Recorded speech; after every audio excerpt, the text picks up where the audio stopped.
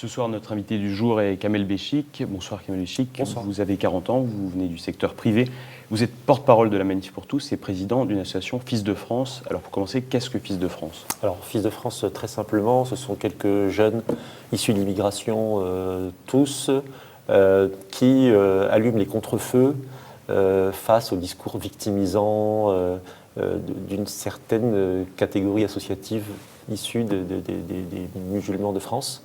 Et ces quelques jeunes connaissent une trajectoire heureuse en France, donc s'attachent au pays et ne se sentent pas du tout représentés par le discours victimaire, victimisant d'un certain nombre de représentants officiels ou patentés ou illégitimes de la communauté des musulmans de France. Et donc, on allume ce contre-feu en disant « Attention, nous sommes français, nous sommes de confession musulmane, mais en plus, nous sommes patriotes. » D'accord. Et exclusivement des musulmans, par contre ? Non, pas du tout. En fait, pour nous, les musulmans, du fait de leur suite à l'immigration, sont pour nous des gens à qui on doit présenter une autre image de la France. Vous savez, quand on a eu 15 ans dans les années 80, qu'on a été abreuvé de discours dominants, culpabilisant en permanence la France d'avoir été la fille aînée de l'Église, d'avoir été colonisatrice, d'avoir été liée à la collaboration.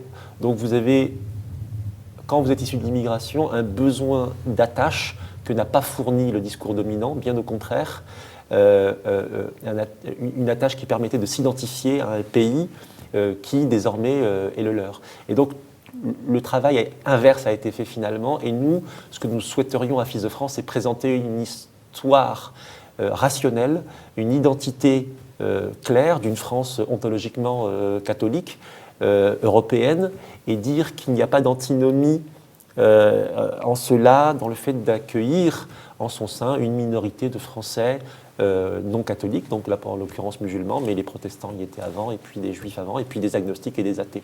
Donc tout ça peut produire un effet très positif, à condition que le socle national consolidé soit bleu, blanc, rouge et pas black, blanc, beurre.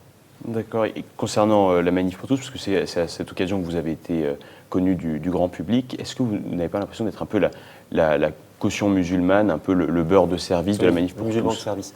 Alors, cette question est revenue de manière récurrente de la part des journaux généralistes.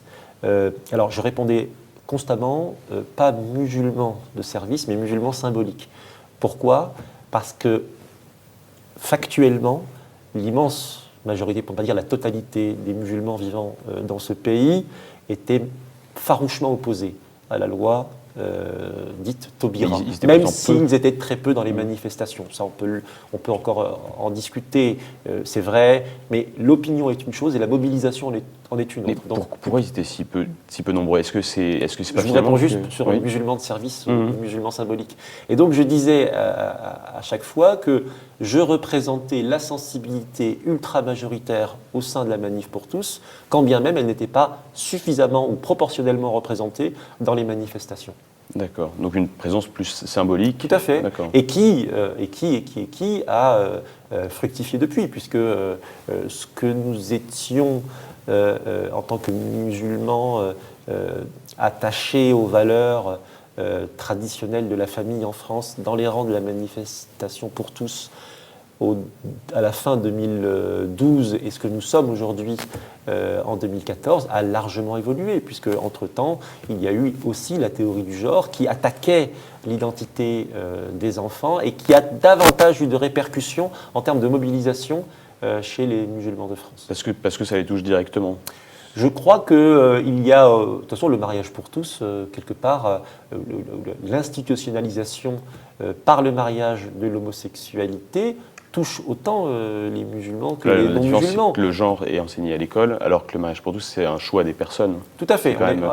Donc est-ce que la communauté musulmane, ou en tout cas les musulmans de France, se désintéressent pas de la question en se disant finalement c'est un problème de Français, nous on s'en lave les mains. C'est pour ça qu'il n'y a eu ça, mais c'est irrationnel comme manière de réagir, puisque de toute façon, à partir du moment où on normalise le mariage entre deux personnes du même sexe, la norme s'appliquera à tout le monde de façon directe ou indirecte. Donc, nous sommes tous dans le même bateau, et si à la proue il se passe quelque chose, fatalement, s'il y a un trou dans la cale, la proue ou la cabine générale de toute façon sera immergée. Donc il y a une forme d'irrationalité dans le fait de segmenter une norme, puisque la norme de toute façon s'applique à tous. Et pour revenir sur votre association, vous voulez concilier islam et patriotisme, mais il y a quand même des incompatibilités entre l'islam et le patriotisme. On peut relever la place de la femme, plus marginalement la polygamie ou encore le halal. Est-ce qu'il n'y a pas une contradiction dans votre démarche? Alors la place de la femme, elle est très relative, dans le sens où la place de la femme est d'abord très liée à l'anthropologie méditerranéenne et, pour ne pas dire plus largement, arabe. On a des sociétés musulmanes qui sont profondément matriarcales et d'autres qui sont profondément patriarcales. Et l'Occident entre en relation, en connexion directe avec le monde musulman par le monde méditerranéen. Et la position ou la place de la femme dans l'anthropologie sicilienne, grecque ou chypriote n'est pas très loin de la position anthropologique de la femme en Turquie ou en Algérie. Ouais. Donc je pense qu'il y a plus une réalité méditerranéenne qu'une réalité ontologiquement liée à la condition de la femme en islam. Je prends souvent l'exemple de l'ensemble matriarcal le plus important au monde sur l'île de Java, qui est composé de 8 millions de personnes, où la femme est au centre de tous les pouvoirs politiques et même en termes de propriété, où les hommes vivent à la marge de ces communautés. C'est une société musulmane. Et le halal, par exemple, c'est quand même quelque chose qui préoccupe les gens. Les gens n'ont majoritairement pas envie du halal. Qu'est-ce que vous en pensez, vous, Alors que les gens n'aient pas envie de manger halal, ça je peux le comprendre, comme d'autres n'ont pas envie de manger cachère, comme d'autres n'ont pas envie de manger bio, mais il n'en reste pas moins que les Français peuvent consommer ce qu'ils le souhaitent. Ils ne le savent pas forcément. Alors c'est ça le problème, le problème c'est la filiale, c'est comment est-ce que la filiale viande va permettre de distinguer une viande halal de celle qui ne l'est pas, de telle manière à ce que celui qui veuille manger cachère, bio, halal ou rien du tout, puisse, en connaissance de cause, consommer ce qu'il souhaite consommer. Et vous comprenez que culturellement, en France, les gens sont opposés au halal, même ne serait-ce que pour la souffrance animale, ça vous parle, ça? Alors c'est le contraire, en fait, si vous voulez. Alors qu'est-ce que c'est qu'une viande halal? Une viande halal, je ne suis pas un grand théologien, mais enfin il y a des choses quand même assez relativement basiques. Une viande halal, c'est une viande saignée par une personne de religion musulmane, juive ou chrétienne. Que la personne soit homme, femme, mais pubère. Voilà. Donc la définition du mot halal est très basique. C'est le fait de sacrifier une bête pour Dieu, au nom de Dieu, que l'on soit de confession juive, chrétienne ou musulmane. Donc ça veut dire que nous avions avec mes scouts, par exemple, campé dans une abbaye près de Bordeaux. Et dans cette abbaye cistercienne, les sœurs faisaient du poulet. Et elles égorgeaient leurs poulets. Donc de fait, les poulets de cette abbaye-là étaient licites pour les musulmans que nous sommes. Il y a quand même des images choquantes qu'on voit, en tout cas qui peuvent choquer sur le halal. Là, on en voit quand même régulièrement à la télévision. Qu'est-ce que vous, ça... Lesquelles images choquantes? D'animaux égorgés. Vous, ça vous paraît... Non, ce que je veux dire par là, c'est que... c'est du faux halal. Alors, s'il n'y a pas dans l'objectif et dans la réalité de l'abattage le fait d'épargner la souffrance à la bête, on est dans l'antinomie du halal. Le halal, c'est justement pouvoir, par l'abattage, limiter la souffrance de la bête. Et l'idée contraire est antinomique à la foi musulmane et est souvent diffusée par des groupuscules très sensibles sur la question musulmane en France. D'accord. Et vous, donc, il y a toujours des polémiques en France, et il y en aura encore à nouveau, sur le port du voile. Quelle est votre position par rapport au voile? Alors, parle-t-on du voile intégral ou parle-t-on du simple voile du simple couvre les voile. cheveux? Bien. Et du voile intégral d'ailleurs, vous pouvez aussi nous parler du voile intégral. Le voile intégral, c'est tellement marginal et me semble-t-il, relativement insignifiant que... Mais vous y êtes opposé? Ah bah, totalement, bien évidemment. Et le voile... Comme la plupart, je pense, des musulmans de France. Et le voile, je dirais, classique? Alors, je dirais que le voile classique, pour les musulmanes qui souhaitent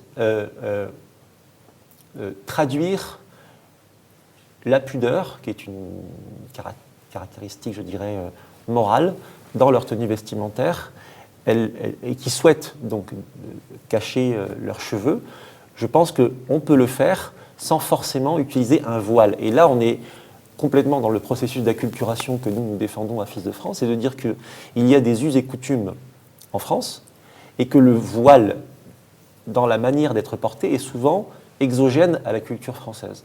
Donc on peut parfaitement réaliser cette ambition de pudeur en couvrant ses cheveux avec un couvre-chef qui soit totalement adapté à la culture française. Et là, je pense au chapeau, au béret, au bonnet, au bandeau, enfin à ce qu'on veut. Donc il peut y avoir d'autres types de voiles, vous préconisez Oui, bien sûr, puisque la norme n'arrête pas la manière de cacher ses cheveux. D'accord. Et il faut par contre que ce soit un choix émanant de la personne et de la personne seulement. Dans le cas contraire, s'il y a une pression extérieure, le voile devient antinomique. Voilà. D'accord. Et justement, cette question du voile, vous êtes contre un texte de loi? Vous êtes favorable à quoi? Vous savez, en 1989, un ensemble de théologiens, en 1989, lors de la première affaire dite du voile à Creil, un ensemble de théologiens avait demandé aux jeunes filles de retirer tout simplement leur voile à l'entrée de l'école, alors qu'il n'y avait ni loi, ni circulaire, simplement une polémique dans un simple collège de Creil. Et je dirais que l'avis théologique, académique, canonique, savant est souvent bien plus raisonnable que la conscience ou la manière d'agir d'un groupe d'individus, de la masse, si je puis m'exprimer ainsi. Pardon. Et donc, plutôt que d'apaiser le débat en appliquant finalement ces conseils prodigués par l'islam savant, il y a eu une volonté de confrontation avec pas seulement le droit, mais avec, je pense, la culture locale. Il y a une volonté de musulmans en France? Oui, parce qu'on vit les choses de manière assez identitaire finalement. C'est-à-dire que dans une France qui s'acculture aussi à l'américanisation, à la mondialisation, dans une France qui perd ses repères, dans une France qui valide le mariage homosexuel, finalement, devenir français pour certains musulmans, ça veut dire perdre sa moralité, ça veut dire perdre ses valeurs, ça veut dire perdre le socle fondamental qui nous vient du bon sens des générations antérieures. Et donc, il y a une confusion parfois entre la culture française, inspirée, à mon sens, ontologiquement du catholicisme, à juste titre et légitimement, et le progressisme post-révolutionnaire, post-68 art, qui impose en France un certain nombre de normes qui sont antinomiques avec l'identité profonde du catholicisme qui a façonné l'histoire de France. Et vous parlez de catholicisme, d'identité. Est-ce que la France a quand même pas vocation, n'a peut-être pas vocation, en tout cas, à devenir musulmane? Est-ce que vous comprenez la crainte qu'il y a à l'égard de l'islam? Parce que d'un point de vue démographique, les musulmans... On parler d'immigration, là, c'est différent. Ouais. Oui, mais d'un point de vue démographique, la démographie montre qu'aujourd'hui, il y a de plus en plus de musulmans et les gens ont quand même il y a un certain rejet de l'islam de la part d'une grande partie de la population. Qu'est-ce que vous en pensez? Qu'est-ce que ça vous inspire? Il faut distinguer ce qui relève de l'identité cultuelle, donc de l'islam, et de beaucoup de Français, et les phénomènes migratoires qui, de manière incontrôlée et massive, dénaturent l'identité profonde de la France. Mais ce fait de l'immigration incontrôlée massive est la décision, je dirais, de nos dirigeants, n'est pas la décision d'une communauté de musulmans très peu politisée finalement et et qui subit aussi ces nouvelles vagues migratoires. Vous dites patriote, donc vous êtes hostile à l'immigration. Totalement. Parce qu'elle justement, elle dénature la France. La position de Fils de France, elle est très simple. Elle est de dire que la France est ontologiquement catholique, que son identité est européenne et catholique, principalement. Et que c'est aux Français catholiques eux-mêmes de réorganiser les contre-feux, le contre-discours qui a été trop souvent marginalisé. Voilà. Et si la France est de moins en moins catholique, ce n'est pas le fait de la présence des musulmans, mais c'est d'abord le fait d'une laïcité militante. Je ne parle pas d'une laïcité juridique qui met à équidistance l'ensemble des religions, je parle d'une laïcité militante profondément anticléricale. Et l'identité contemporaine de la France est aussi créée sur cette base anticléricale. Donc il ne faut pas confondre les déboires du catholicisme au XXe siècle dus à la libre pensée issue des Lumières et l'immigration incontrôlée décidée par des élites qui n'ont que faire de l'identité catholique de la France. Donc je crois qu'il ne faut pas tout mélanger.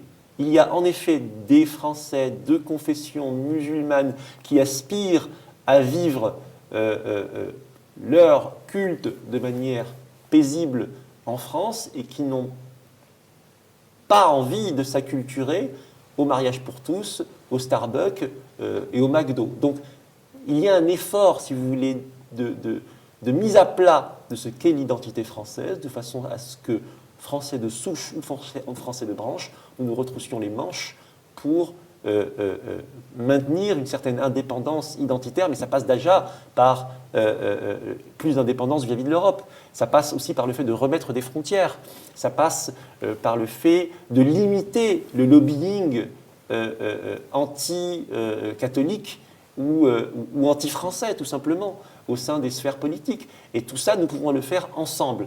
Les catholiques d'abord, puisque c'est la religion majoritaire, la religion historique, et c'est la religion qui a façonné l'identité française, je le rappelle pour la 1000e fois, mais aidés du bon sens commun qui se trouve aussi parmi les juifs de France, parmi les protestants de France, parmi les musulmans de France. Vous avez été classé extrême droite par la plupart des médias depuis de nombreux mois. Qu'est-ce que vous en pensez? Où est-ce que vous vous situez politiquement et est-ce que vous êtes d'extrême droite? Alors, ça ne veut pas dire grand-chose. Extrême droite égale diabolisation, finalement. C'est-à-dire que quand vous n'êtes pas dans le discours dominant, à partir du moment où vous avez une position sur l'immigration plus orthodoxe que celle du Parti socialiste, vous êtes à l'extrême droite. Si vous avez une position plus orthodoxe sur le mariage que celle du Parti socialiste, vous êtes à l'extrême droite, etc., etc. Donc, il se trouve qu'à Fils de France, nous cumulons cette idée que la France devrait être plus indépendante de Bruxelles, que la France devrait pouvoir maîtriser ses frontières et que la France n'a pas vocation à orienter ses lois en fonction de la minorité LGBT qui activement fait du lobbying au sein de la Chambre haute et de la Chambre basse. C'est un discours qui est assez proche de celui du Front National, finalement. Mais écoutez, si Marine Le Pen aime les tartines au beurre et à la myrtille, je ne vais pas m'interdire de manger des tartines au beurre à la myrtille. On peut avoir évidemment des points communs avec tout un tas de gens, mais je rappelle quand même que l'opposition virulente à l'immigration, c'est aussi le fait au début des années 80 du Parti communiste français. Donc il va y avoir en effet un certain nombre de points communs que l'on peut avoir avec des groupes politiques ici et là, ce qui n'inféode pas nécessairement Fils de France à tel ou tel parti politique. Et l'actualité, c'est aujourd'hui le jour de retrait des écoles de Farida Belgoul, l'ABCD de l'égalité, tout ça. Comment vous vous positionnez par rapport à ça? Est-ce que vous soutenez Farida Belgoul? Quels sont vos rapports? Alors, Farida Belgoul fait un travail juste exceptionnel. Ça, je ne suis pas le premier, pas le dernier à le dire, et c'est presque consensuel et banal aujourd'hui de le dire. Je pense important qu'il y ait des sillons différents qui aillent dans le même sens, de telle manière à ce que nous puissions capter des strates différentes des strates différentes d'envie de militer. Je pense que militer au JRE, ce n'est pas comme militer à la Manif pour tous. Et nous devons, JRE et Manif pour tous, côte à côte, aller vers le même objectif, qui est celui du retrait de l'ABCD de l'égalité, mais avec nos spécificités, car ce sont nos spécificités qui vont pouvoir capter différents types de militants. Et il y a des actions concrètes qui sont prévues, parce que les JRE, c'est concret, on voit des gens qui retirent leurs enfants des écoles, mais est-ce que la Manif pour tous prévoit des actions concrètes, des actions de terrain? Oui, nous étions hier soir encore en comité de pilotage et nous prévoyons un certain nombre d'actions dont je ne vais pas parler ici parce qu'elles sont encore, je dirais, à l'étude. Mais évidemment, nous avons comme ambition immédiate le retrait de l'ABC de l'égalité de nos écoles. Et comment vous voyez l'avenir? Quelles sont les perspectives? Vous voulez vous inscrire éventuellement dans un parti politique, vous présenter à des élections? Quelle est votre démarche? Alors, Quelle va être votre démarche? La démarche de Fils de France restera à vitam aeternam en dehors du champ politique des partis traditionnels, c'est un fait. En revanche, nous souhaitons et nous ambitionnons d'être une forme de pépinière, si vous voulez, de dire que nous préparons idéologiquement des jeunes Français à une conscience aiguë de l'identité française qui n'est pas celle que nous a présentée SOS Racisme dans les années 80 et 90 et 2000. Donc vous continuez sur un travail associatif, vous n'envisagez pas Nous du sommes, tout... c'est très à la mode de le dire, métapolitique, c'est-à-dire que nous intervenons nous participons à la construction de l'opinion, nous participons à la construction d'acteurs métapolitiques ou politiques de demain, mais Fils de France restera pour toujours en dehors du champ politique et ainsi que moi-même. Merci Kamel Béchik d'avoir répondu positivement à notre invitation et puis à très bientôt. Merci à vous.